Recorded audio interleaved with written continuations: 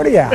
अब मैं आपसे एक आपसे गंभीर सवाल पूछ रहा हूँ। एक सेकंड राकेश जी, एक सेकंड, मैं गंभीर सवाल पूछ रहा हूँ। ये सवाल जुड़ा है आपके उस बयान से जो आपने पंजाब चुनाव से पहले दिया था और आम आदमी पार्टी के साथ अलगाववादी ताकतों के रिश्ते का गंभीर आरोप लगाया था। मैं आपका वो पहले बयान सुनाऊं या आपको, आप वैसे आपको याद होगा लेकिन फिर भी एक बार सुना देता हूं मैं, जरा वो बयान प्ले ऑन करिए इसको यहां पर जरा। और मुझे क्या याद है, वो तो रोज देश को याद आ रहा है। ठीक, प्ले ऑन करिए जरा। मैं सदा कहता हूं पंजाब कोई राज्य नहीं है, पंजाब एक भावना है, पंजाबियत एक भावना है पूरी दुनिया में। ऐसे में एक ऐसा आदमी जिसने एक समय में मुझे ये तक कहा था, जब मैंने उसको कहा कि ये जो फ्रिंज एलिमेंट है, जो अलगाववादी संगठन है, जो खालिस्तानी मूवमेंट से जुड़े हुए लोग हैं, इनका साथ मत ले पिछले चुनाव में, और उसने कहा था कि नहीं हो जाएगा, चिंता मत कर। और कैसे चीफ मिनिस्टर बनेगा तो उसने उसका फार्मूला भी बताया था कि ऐसे ऐसे भगवंत को और फुल्का जी को लड़वा दूंगा और मैं पहुंच जाऊंगा। और आज भी वो उसी पथ पे, मानो मत मानो, और नहीं भी है तो वो पपेट बिठा लेगा, कोई कुछ कर लेगा वो कुछ काम। तो ऐसे में उसने मुझे इतनी भयानक बातें बोली जो कि सबको पता है, पंजाब में सबको पता है। कि एक दिन तो मुझसे कहता है कि तू चिंता मत कर, या तो मैं एक स्वतंत्र सूबे का मुख्यमंत्री बनूंगा। और मैंने कहा ये अलगाववाद 2020 का रेफरेंडम आ रहा है, पूरी दुनिया फंडिंग कर रही है ISI से लेके और बाकी अलगाववादी ग्रुप। तो कहता तो क्या हो गया, तो स्वतंत्र देश का पहला प्रधानमंत्री बनूंगा। आपने बहुत यहां पर बड़ा इसको बताया, लेकिन ये बहुत ही सेंसिटिव स्टेट के बारे में बात हो रही है, बहुत ही ज्यादा चिंताजनक है। थोड़ा इसको इलैबोरेट कर दीजिए आप। भारत के राजकीय दूतावास को अमेरिका में खालिस्तानियों ने आग लगा दी। दूतावास का मतलब समझते हैं आप? दूतावास किसी देश में उस देश की अस्मिता का प्रतीक होता है।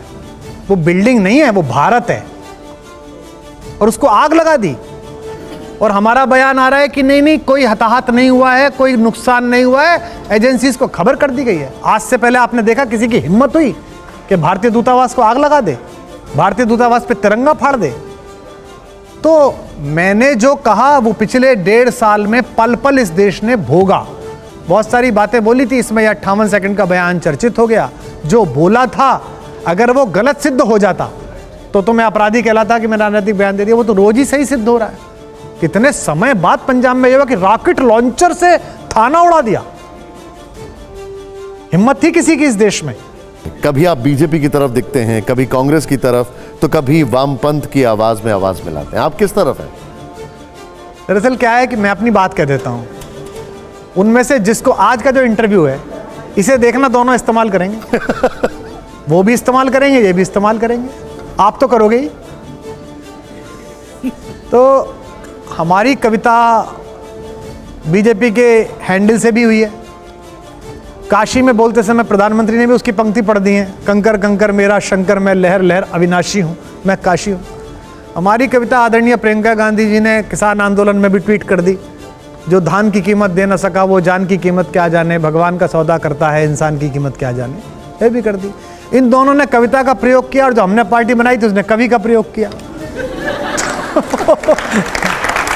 आप कहते हैं आप किसी के साथ नहीं हैं, आपके विरोधी अक्सर आपका एक पुराना वीडियो वायरल कर देते हैं, दिखाइए जरा, जिसमें आप उस वक्त के मुख्यमंत्री नरेंद्र मोदी की तारीफों के कसीदे पढ़। क्या दिखाना? एक बार फिर भी व्यूअर्स के लिए तो दिखा दे, दिखाइए जरा। जब जब आप सहारा देते, इनका सिर सहलाते, जब जब इनको अपना कहकर अपने गले लगाते, तब तब मुझको लगता है ये यह जीवन जी लेंगे और नीलकंठ की तरह यहाँ का सारा विष पी लेंगे।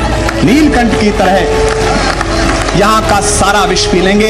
इस देश के अराजक धुएं के बीच कुछ 2-4 रोशनदान हैं जिनसे उजाले की किरण आती है।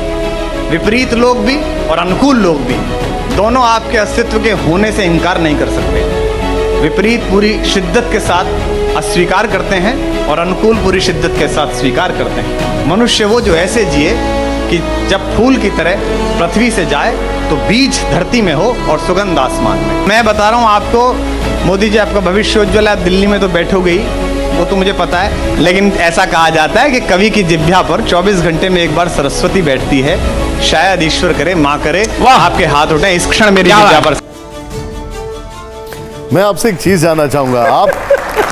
आप कहते हैं कि आप निष्पक्ष हैं, आपके विरोधी कहते हैं कि आप मोदी जी की तारीफ में कसीदे पढ़ते हैं। तो क्या है, राजनीतिक दलों को समझना चाहिए कि 24 घंटे में एक बार बैठती तो है सरस्वती। ये 2007 का 6 का वीडियो है। वो मुख्यमंत्री थे, सारे कवि सम्मेलन सुनने आते थे, अंत तक बैठते थे, मैं उनके घर जाता था, भोजन भी करता था, बातचीत भी करता था। इस पूरे बयान में एक बात बता दो जो मैंने प्रो भाजपा या प्रो मोदी कही हो। मैंने ये कहा आपसे असहमत लोग पूरी शिद्दत से असहमत हैं, आपसे सहमत लोग पूरी शिद्दत से सहमत हैं। आप मुल्क के उन कुछ नेताओं में हो जिनसे उम्मीद है। मुझे बता दीजिए 2007 में ये बयान क्या गलत था और आज क्या गलत है।